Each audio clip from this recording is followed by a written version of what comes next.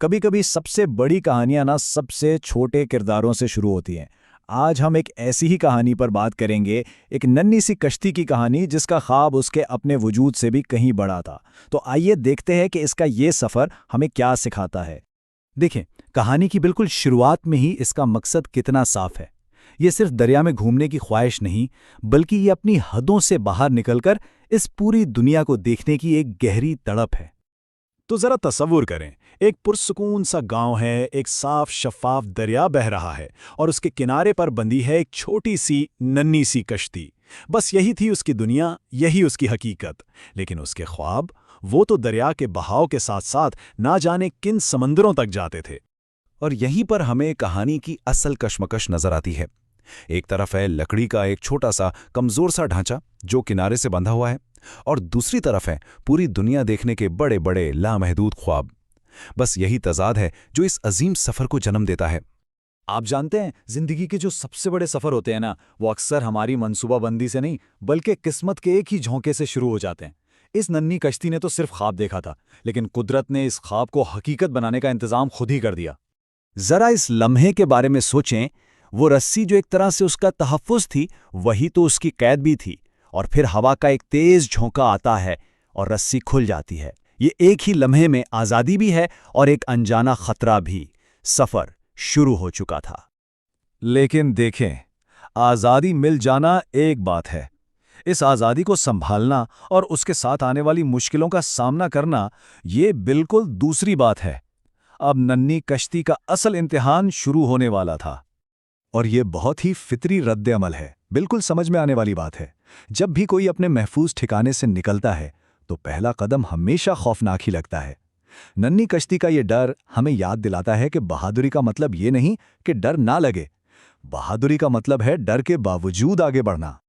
और बस, ये वो लम्हा है जहां कहानी का रुख ही बदल जाता है। कश्ती एक फैसला करती है। वो समझ जाती है कि खौफ तो बस एक एहसास है, लेकिन हिम्मत एक इंतखाब है, और वो हिम्मत को चुनती है। इसका सफ़र कोई फूलों की सेज नहीं था। उसे हर तरह की रुकावटों का सामना करना पड़ा। रास्ते में बड़े बड़े पत्थर थे जो उसे तोड़ सकते थे, तेज लहरें थीं जो उसे उलट सकती थीं, और गहरा पानी था जो उसे निगल सकता था। हर लम्हा डूब जाने का खौफ उसके साथ था। कहते हैं ना, हर तूफान के बाद सुकून आता है। हिम्मत और साबित कदमी का जो नतीजा होता है, वो हमेशा खूबसूरत ही होता है। कश्ती की ये जिद्दोजहद अब उसे एक ऐसी मंजिल की तरफ ले जा रही थी जिसका उसने सिर्फ ख्वाबों में सोचा था। ये मंजिल सिर्फ एक खूबसूरत किनारा नहीं थी, ये उसकी हिम्मत का, उसके सब्र का इनाम था। ये इस बात का सबूत था कि तूफानों से गुजरने के बाद का सुकून वाकई कितना मीठा होता है। ये रंग बिरंगे फूल और हरियाली दरअसल उसकी अपनी अंदरूनी खुशी का ही अक्स थे। असल सफर कभी मंजिल पर खत्म नहीं होता। असल तब्दीली तो मुसाफिर के अंदर आती है।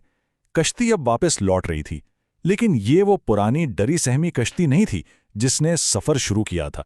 ये तब्दीली कोई बाहर की नहीं थी, ये अंदर की तब्दीली थी। सफर के तजुर्बात ने इसे मजबूत बना दिया था और मुश्किलों ने उसे समझदार।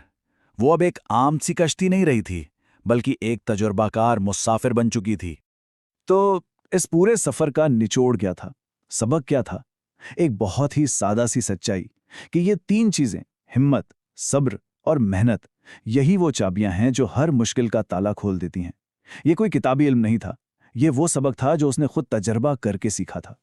अच्छा, अब अगर हम इस कहानी को जरा बड़े पैमाने पर देखें, तो नन्ही कश्ती का ये सफर दरअसल कामयाबी हासिल करने का एक फॉर्मूला है। एक ऐसा रास्ता जिसे हम सब अपनी जिंदगियों में अपना सकते हैं। ये 4 कदम है कामयाबी का पूरा रास्ता, जैसा कि नन्ही कश्ती ने हमें दिखाया।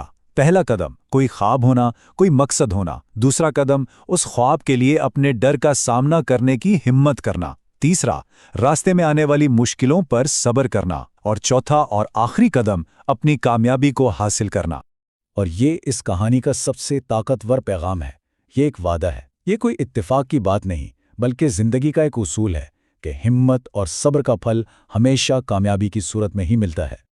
और आखिर में ये कहानी हमें एक सवाल के साथ छोड़ जाती है। अगर आपको मेरी वीडियो पसंद आई है तो प्लीज मेरे चैनल को सब्सक्राइब करें और वीडियो को लाइक करें और दबाना ना भूलें। शुक्रिया।